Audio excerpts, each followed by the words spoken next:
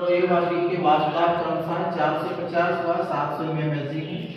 यदि कुल वाष्पदाब 600 mmHg हो तब द्रव मिश्रण का संगठन ज्ञात करना है और उसी के साथ साथ वाष्प प्रावस्था में भी हमें क्या करना है, संगठन भी ज्ञात करना है। ठीक है, तो इसके लिए हमें क्या करना चाहिए, हमें प्रश्न में जो मान दिया है उसको लिख लेना चाहिए।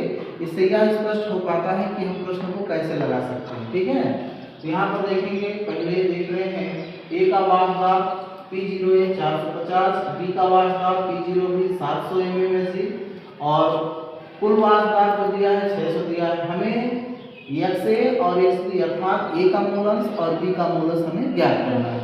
तो हम समीकरण अप्लाई कर देंगे राउल का दो ध्रुव अवस्था का समीकरण P कुल बराबर P0 × XA plus P0B × XB।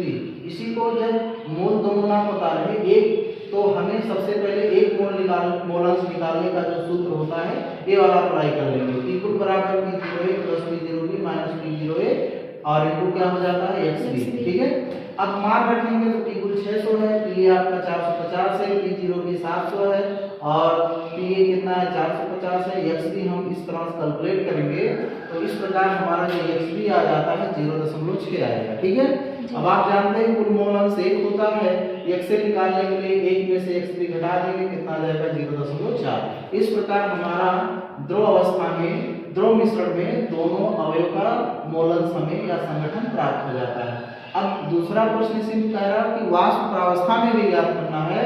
तो वाष्प प्रावस्था में निकालने के लिए अगर हम समीकरण अप्लाई करते हैं तो x बराबर P कुल हो जाएगा।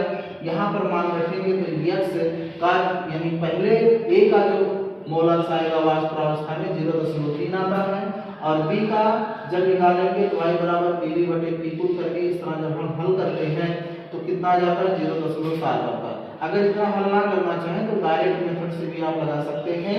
उसके लिए क्या करना पड़ेगा, y बराबर 1 माइनस x। ठीक है, समीकरण अप्लाई कर देंगे तो 1 में से 0.3 घटाएंगे, कितना आ जाएगा 0.7।